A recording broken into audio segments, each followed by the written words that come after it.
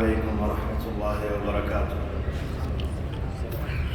الحمدللہ والصلاة والسلام علی رسول اللہ وعلی آلہ واصحابہ ومن والاه، اما بعد۔ پہلی بات یہ ہے کہ یہ جو ساتھی سنتوں کے لیے فوری طور پر کھڑے ہوئے ہیں، یہ اللہ کے رسول صلی اللہ علیہ وسلم سے ثابت عمل نہیں ہے۔ دوسری بات یہ ہے کہ یہ جو خطبے کا عنوان ہے، اس کو سنو گے تو اپنی ایمان کے بڑھوتری کے لیے کچھ سبق لوگے، اور خطبے کا عنوان بہت ہی اہم ہے۔ خطبے کا عنوان ہے الحر الشدید عبر و احکام، گرمی کی شدت، اس سے موعظت نصیحت پکڑنا اور اس کے مختلف احکام۔ تو میرے بھائیو، دنیا میں جو بھی اللہ سبحانہ و تعالیٰ کی طرف سے نعمتیں ہیں، وہ ہمیشہ کے لیے نہیں ہے، کبھی زائل ہوتی ہے۔ انسان کے فقر و پاکے پر، حالات کے آنے پر، یا اس کی موت پر۔ تو یہاں کی نعمتیں ہمیں آخرت یاد دلاتی ہے اگر ہمارے ذہن، دل اور آنکھیں بصیرت والے ہو تو۔ اور یہاں اس دنیا میں جتنی بھی مصیبتیں ہمارے سروں پر آتی ہیں، کسی بھی صورت میں، فقر کی صورت میں، بیماری کی شکل میں، کسی بھی شکل میں، تو یہ ہمیں آخرت یاد دلاتی ہے۔ اگر ہمیں آخرت کا غم ہو، فکر ہو، ارادہ ہو، اس کے لیے بصیرت والی آنکھیں، ذہن، کان اور دل ہو، تو یہ ہمیں آخرت یاد دلاتی ہے۔ اور یہاں کی مصیبتیں ہمیشہ کے لیے نہیں ہوتی، یا تو اللہ رب العالمین حالات چینج کر دے گا، اچھے حالت آئیں گے، یا کسی کی موت پر وہ مصیبت ظاہر ہو جاتی ہے۔ لیکن میرے بھائیو، مومن بندہ، اس کا جو تمیز اللہ نے ذکر کیا ہے قرآن میں، جا بجا اللہ رب العالمین فرماتا ہے ان فی ذلک لعبرۃ لأولی الابصار، یقیناً اس میں بصیرت والوں کے لیے نشانیاں ہے۔ اور اسی طریقے سے اللہ سبحانہ و تعالیٰ نے ایک جگہ مومنوں کی صفات بیان کیے ہیں، عباد الرحمن کی صفات سورۃ الفرقان کے آخر میں۔ تو اللہ رب العالمین نے وہاں پر ایک بات یہ بھی ارشاد فرمائی ہے کہ مومن وہ ہوتے ہیں کہ وہ میرے آیاتوں پر گونگے بہرے نہیں پڑتے، صم و عمیانا۔ تو ہمیں اللہ سبحانہ و تعالیٰ سے دعا ہے کہ اللہ ہمیں اس گرمی کی شدت سے، آخرت کی گرمی اور شدت سے کے لیے سبق حاصل کرنے کی توفیق عطا فرمائے۔ دیکھیے یہاں پر ہم لوگ کیا کرتے ہیں، صبح کام کے لیے جاتے ہیں، لوگ اپنے ساتھ کولر لے کے جاتے ہیں تاکہ ظہر تک 1، 2، 3 بجے تک میرے پاس پانی ٹھنڈا رہے۔ کبھی لوگ ایسا کرتے ہیں کہ وہ کولر کی بوتل کے ارد گرد وہ پلسٹر لگایا ہوا ہوتا ہے تاکہ اس میں میرے لیے پانی ٹھنڈا رہے۔ تو میرے بھائیو، اللہ رب العالمین نے قیامت کا ذکر کیا ہے کہ نہیں قرآن میں؟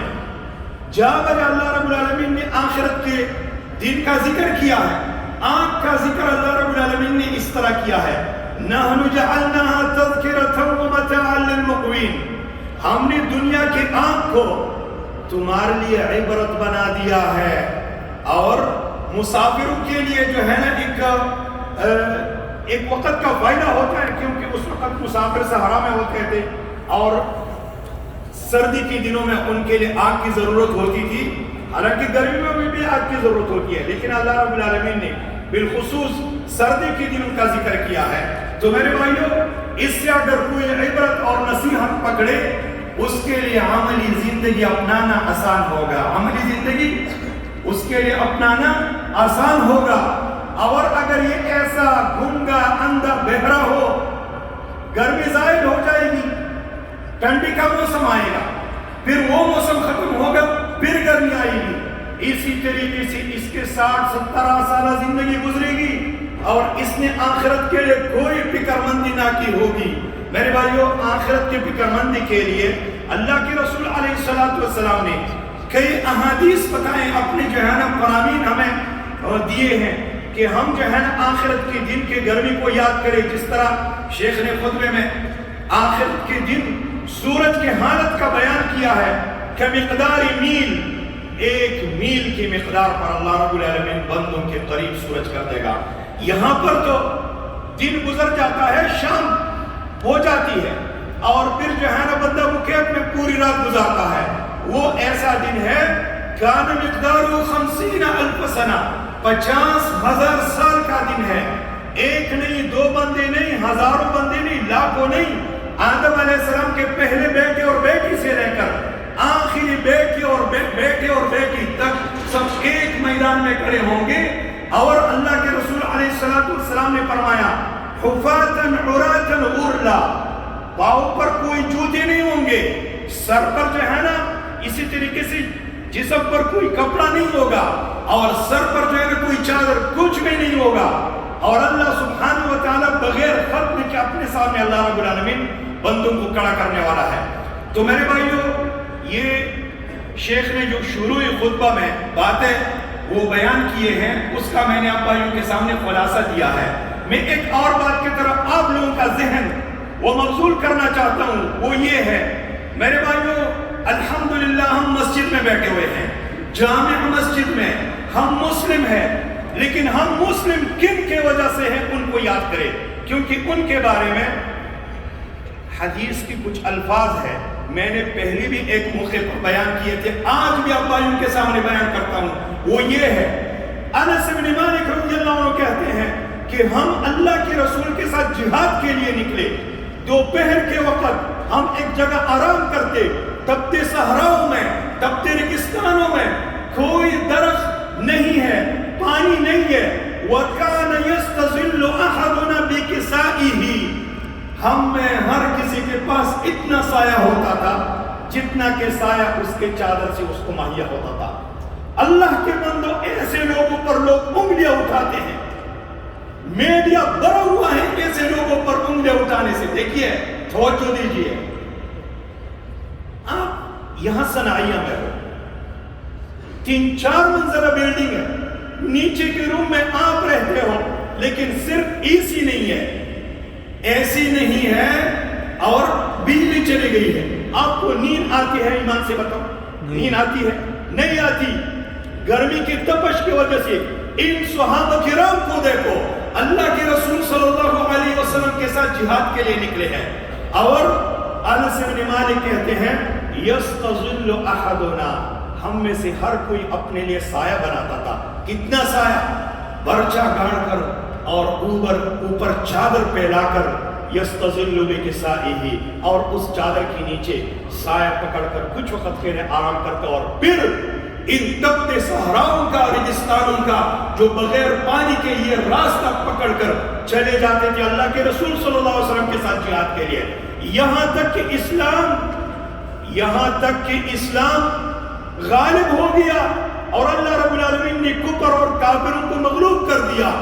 یہ ہے ہمارے دین کے ہیرو، یہ ہے ہمارے لیڈر، یہ ہے ہمارے سربراہ، یہ ہے ہمارے لیے وہ لوگ جو آئیڈیل ہے۔ اس آئیڈیل کے بارے میں اللہ رب العالمین نے قرآن میں جا بجا ان کا ذکر کیا ہے۔ میں عبداللہ بن مسعود رضی اللہ عنہ کا ایک قول ذکر کرتا ہوں، وہ کہتے ہیں من کان منکم مستنن فلیستن بمن قد مات، جو بھی تم میں سے کوئی اقتدا کرنا چاہتا ہو، اقتدا ان کا کرے جو فوت ہو گئے ہیں، جو ہم سے پہلے گزرے ہیں۔ فإن الحي لا تؤمن عليه الفتنة، زندہ آدمی فتنے سے محفوظ نہیں رہ سکتا۔ صحابہ کرام فتنوں سے محفوظ تھے۔ اولئک اصحاب محمد صلی اللہ علیہ وسلم، ان لوگوں کو جاننا چاہتے ہو تو یہ نبی کے صحابہ ہے۔ کانوا افضل هذه الامہ، اس امت میں بہترین لوگ، وابرها قلوبا، اور دلوں کے لحاظ سے بڑے نیک لوگ، اور وَأَقَلَّهَا تَكَلُّفًا، دین میں اپنی طرف سے تکلفات نہ کرنے والے لوگ، کتاب و سنت پر اکتفا کرنے والے لوگ، وَأَعْمَقَهَا عِلْمًا، اور علم کے حوالے سے بڑے گہرے لوگ۔ پھر کہتے ہیں اختارهم اللہ لصحبت نبیہ وَلِقَامَةِ دِینِهِ، اللہ رب العالمین نے ان لوگوں کو اپنے نبی کے صحبت کے لیے چن لیا تھا، اور اپنی دین کی اقامت کے لیے اللہ رب العالمین نے ان کو موسوم کر دیا تھا، اور اسی طریقے سے چن لیا تھا۔ اور پھر کہتے ہیں فَأَعْرِفُ لَهُمْ فَضْلَهُمْ، ان کی فضیلت کو جان لو وَتَمَسَّكُوا بِسِيَرِهِمْ وَأَخْلَاقِهِمْ مَسْتَطَعْتُمْ جتنی تمہاری طاقت ہو ان کے اخلاق اور ان کی سیرت کو پہچانو، اس کو اپنے عملی زندگی میں لاؤ۔ اور پھر کہتے ہیں اولئک علی ھدی المستقیم، یہی لوگ صراط مستقیم پر تھے۔ میرے بھائیو، خطبے کا عنوان کیا ہے؟ الحر الشدید عبر و احکام، سخت گرمی میں عبرت اور سخت عبرت کے گرمی کی دنوں میں جو ہے کچھ احکام شریعت کی چینج ہو جاتے ہیں۔ تو میرے بھائیوں، اس ضمن میں نے آپ بھائیوں کے سامنے ایک حدیث ذکر کیا، پھر بیان کرتا ہوں۔ صحابی کہتا ہے وَكَانَ يَسْتَظِلُّ أَحَدُنَا بِكِسَائِهِ، ہم میں سے ہر ایک کے لیے اتنا سایہ مہیا ہوتا جتنی کہ اس کے پاس چادر ہوتی۔ میرے بھائیوں، کیا اس ٹکڑے حدیث کی اس ٹکڑے سے ہم ابو بکر سے لے کر عمر، عثمان، علی، آخری صحابی تک ان کے مقام کو نہیں پہچان سکتے کہ کیسے لوگ تھے؟ تم ہندوستان میں مسلمان ہو، تم بر صغیر میں مسلمان ہو، تم مالدیپ تک پہنچ جاؤ، وہاں تک اسلام ہے، تم مشرقی ممالک تک پہنچ جاؤ، وہاں تک اسلام ہے، ویسٹ انڈیز تک اسلام پہنچا ہوا ہے، اور انڈونیشیا مسلمانوں کا بڑا ملک ہے، ملیشیا مسلمانوں کا ملک ہے۔ ان ممالک میں اسلام پھیلایا کس نے ہے؟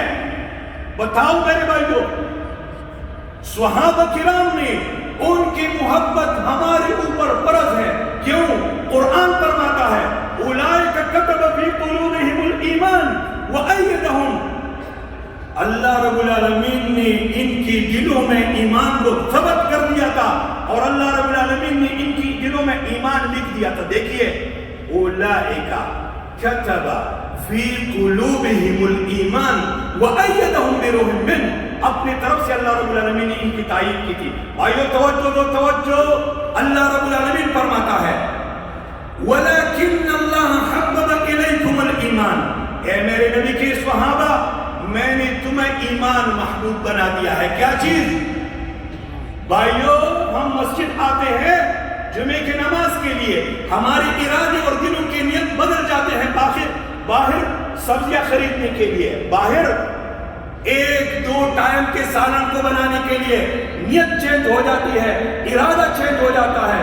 اس ارادے کے بارے میں جس کے بارے میں اللہ کے رسول نے فرمایا کہ ایک قدم پر اللہ رب العالمین ثواب عطا کرتا ہے، اور ان لوگوں کے بارے میں اللہ کیا فرماتا ہے وَلَكِنَّ اللَّهَ حَبَّبَ إِلَيْكُمُ الْإِيمَانَ وَزَيَّنَهُ فِي قُلُوبِكُمْ وَكَرَّهَ إِلَيْكُمُ الْكُفْرَ وَالْفُسُوقَ وَالْعِصْيَانَ اولئک هم الراشدون فضلا من اللہ ونعمہ۔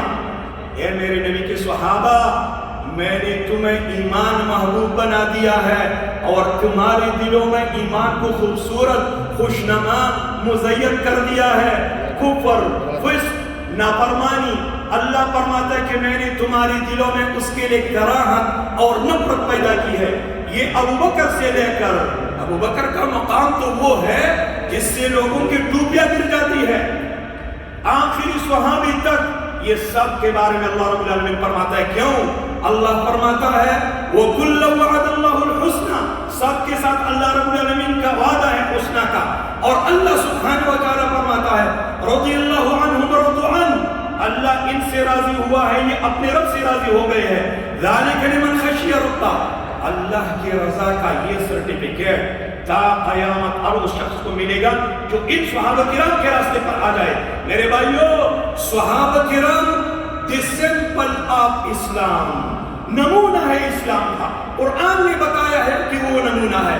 ایک تو میں نے عبداللہ بن مسعود رضی اللہ عنہ کا یہ قول پڑھ لیا ہے، اور یہ قول بالکل قرآنی آیاتوں کی روشنی میں اس نے کہا ہے۔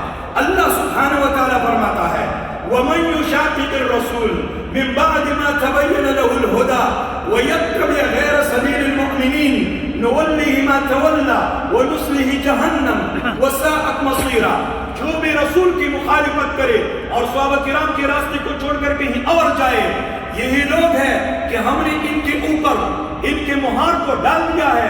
نُوَلِّهِ مَا تَوَلَّى، جاؤ کہاں جانے کا ارادہ رکھتے ہو، جنت نہیں پہنچو گے۔ وَنُصْلِهِ جَهَنَّمَ، آخر کار اس راستے کے لاسٹ میں جہنم ہے، ہم ادھر ہی پہنچا دیں گے، اور وہ برا ٹھکانہ ہے۔ دیکھیے آیات پر غور کیجئے، آیت ہے سورۃ النساء میں اللہ فرماتا ہے وَمَن يُشَاقِقِ الرَّسُولِ، جو رسول کی مخالفت کرے. رسول کی مخالفت جہنم جانے کے لیے کافی ہے کہ نہیں؟ العیاذ باللہ کافی ہے. جا بجا قرآن فرماتا ہے، جا بجا قرآن یہ کہتا ہے.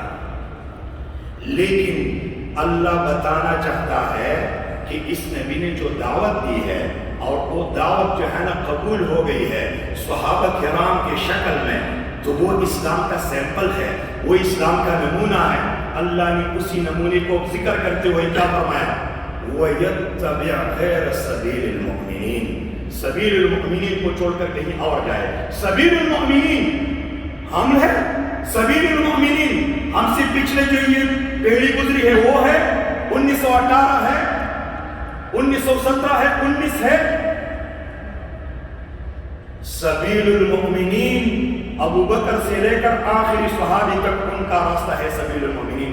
اللہ رب العالمین نے صرف رسول اللہ صلی اللہ علیہ وسلم کی مخالفت پر اکتفا نہیں کیا، سبیل المؤمنین کو بیان کیا. سبیل المؤمنین صحابہ کرام ہے. اسی لیے امام ابن کثیر رحمہ اللہ نے سورۃ الاحقاف کی ایک آیات میں بڑی پیاری بات کی ہے. اما اہل السنہ والجماعہ فیقولون فی کل قول وفعل لم يثبت عن الصحابة رضی اللہ عنہم فهو بدعة لأنه لو كان خيرا لسبقونا إليه لأنهم لم يتركوا خصلة من خصال الخير إلا وقد بادروا إليها. بڑی پیاری بات کی ہے. ہر بھائی کو چاہیے کہ یہ یاد کرے اہل السنہ والجماعہ باتوں کا نام نہیں ہے، کام کا نام ہے. اہل السنہ والجماعہ وہ ہے جو یہ عقیدہ رکھتے ہیں، جو قول فعل صحابہ کرام سے ثابت ہے وہ دین ہے، اور ان سے جو مخالف چیزیں ہیں وہ بدعات ہے. کیوں؟ انہوں نے خیر بلائی کی کوئی بات نہیں چھوڑی ہے، کوئی کام نہیں چھوڑا ہے. الا وقد بادروا الیہا، ہم سے سبقت کر گئے ہیں وہ لوگ اس خیر اور بلائی اور نیکی کو حاصل کرنے کے لیے. کیوں؟ اگر وہ کام نہ کرتے، اگر وہ کام جو انہوں نے کیا ہے نہیں کیا ہے اور ہم کریں تو ہم یہ سمجھنے والے لوگ ہیں کہ بھائی نیکی تو ہے، نہ نبی نے بتائی ہے نہ صحابہ کرام نے کیا ہے والعیاذ باللہ تعالیٰ. تو ہم ایسے نہ بنے، حقیقی معنوں میں اہل السنہ والجماعہ بنے. اور میرے بھائیوں قرآنی آیاتیں بہت سارے ہیں، لیکن مجھے یہ بات صحابہ کرام کے بارے میں اس طرح یاد آ گئی کہ خطبے کا عنوان ہے شدید گرمی میں عبرت اور اس کے احکام. تو اس میں یہ بات جو انس بن مالک کہتے ہیں کہ ہم میں سے ہر کے لیے اتنا سایہ مہیا ہوتا جتنی اس کے پاس چادر ہوتی. اس مشقت میں، اس جدوجہد میں اللہ سبحانہ و تعالیٰ نے اسلام کو غالب کیا، اور ان کے وجہ سے اللہ نے اسلام کو غالب کیا. ابو بکر رضی اللہ عنہ کے بارے میں جانتے ہو کون ہے؟ جب نبی علیہ السلام فوت ہو گئے، یہ جس زمین پر ہم بیٹھے ہوئے ہیں حجاز، یہ پورے علاقے کے لوگ مسیلمۃ الکذاب جھوٹے نبی کے پیچھے پڑ گئے تھے، ہے کہ نہیں؟ 2 سال انہوں نے لڑائی کی ہے. 2 سال خلافت میں کوئی دن ایسا نہیں رہا جس میں جو ہے نا لڑائی نہ ہو. کتنے صحابہ شہید ہو گئے. اگر ابو بکر رضی اللہ عنہ نہ ڈٹتے، اللہ کے بندو، ہندوستان پاکستان تو بعد میں ہے، پورا بر صغیر ہے، بر صغیر میں اسلام کیسے پہنچتا؟ یہاں اسلام دم توڑ دیتا. جو لوگ صحابہ کرام کے دشمن ہیں وہ بھی جس زمین پر بیٹھے ہوئے ہیں وہ عمر فاروق رضی اللہ عنہ کی حاصل کی ہوئی زمین ہے کہ نہیں؟ تو میرے بھائیوں، صحابہ کرام کے مقام کو، ان کی حیثیت کو ہم جانیں. یہ بات میں نے اسی لیے کی ہے، میڈیا کا زمانہ ہے، یوٹیوب کھولو، فیس بک کھولو اور دوسری چیزیں. کچھ تو ایسے ہیں جو حقیقت میں صحابہ کرام کے دشمن ہیں، اور کچھ سنیوں نے اپنے اوپر سنیت کا جھوٹا لیبل لگا کے جو ہے نا لوگوں کو گمراہ کرتے ہیں، کبھی ایک صحابی کے بارے میں، کبھی دوسرے کے بارے میں. حالانکہ وہ کون؟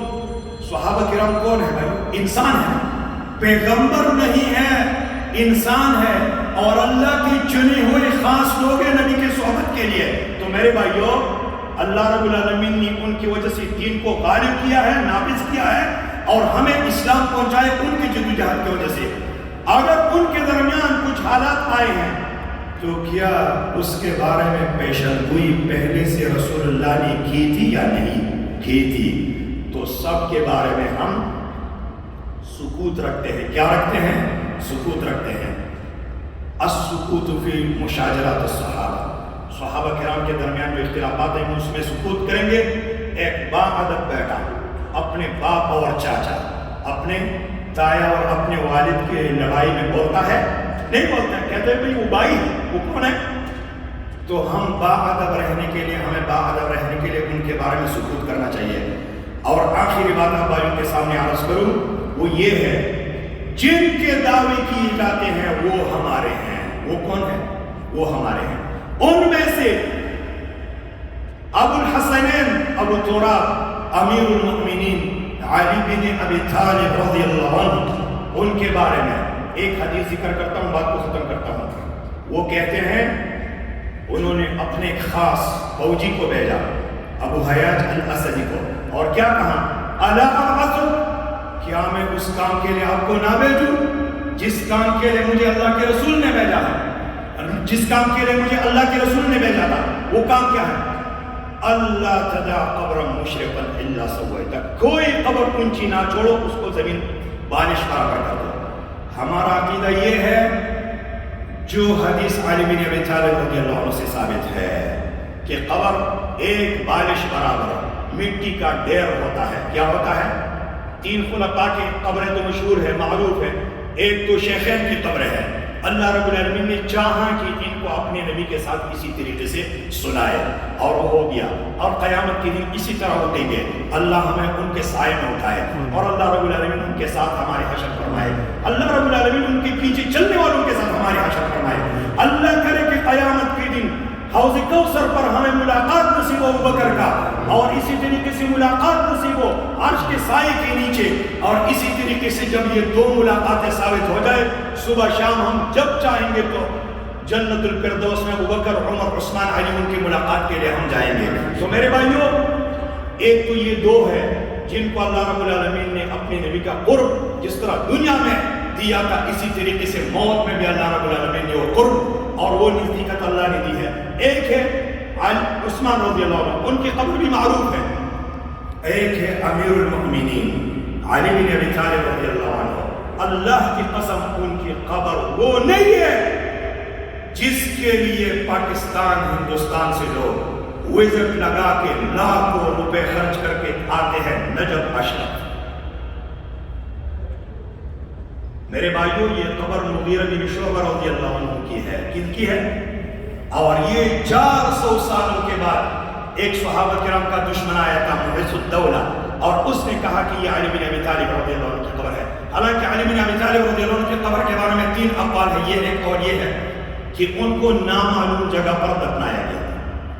دوسرا قول یہ ہے کہ کوپے میں دفنایا گیا تھا، لیکن پھر ان کے بیٹے حسن رضی اللہ عنہ نے ان کو مدینہ منورہ بقیع الغرقد میں پہنچا دیا. تیسرا قول یہ ہے کہ کوپے کے قصر میں ان کو دفنایا گیا ہے، اور صحیح قول یہ ہے کہ ان کو کوپے کے قصر میں دفنایا گیا ہے. کہاں پر؟ کوپے کے قصر میں. اور پھر وہ قبر بالکل نامعلوم ہو گئی ہے. کیوں؟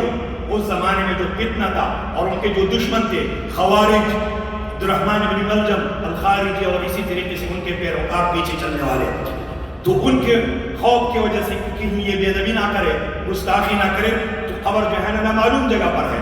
یہ جو قبر ہے یہ مغیرہ بن شعبہ رضی اللہ عنہ کی قبر ہے. اور اصل بات یہ ہے اگر ان کی قبر یہ ہو بھی جائے تو حدیث تو آپ لوگوں نے سنی ہے، انہوں نے اپنے ایک خاص ساتھی کو کس لیے بھیجا؟ لا تدع قبرا مشرقا الا سویتہ، کوئی قبر اونچی نہ چھوڑو، اس کو زمین برابر کر دو، بالش برابر. تو میرے بھائیوں، یہ کچھ باتیں تھی آپ بھائیوں کے سامنے میں نے عرض کر دیے ہیں. صحابہ کرام کے مقام اور حیثیت کو جانو. قرآنی آیتیں اور بھی بہت سارے ہیں، میں کسی اور موقع پر آپ بھائیوں کے سامنے وہ ان کے مناقب کو بیان کروں گا. ابھی صرف یہ ایک حدیث کی وجہ سے بات ذہن میں آ گئی تو آپ لوگوں کے سامنے میں نے عرض کی ہے. آخر میں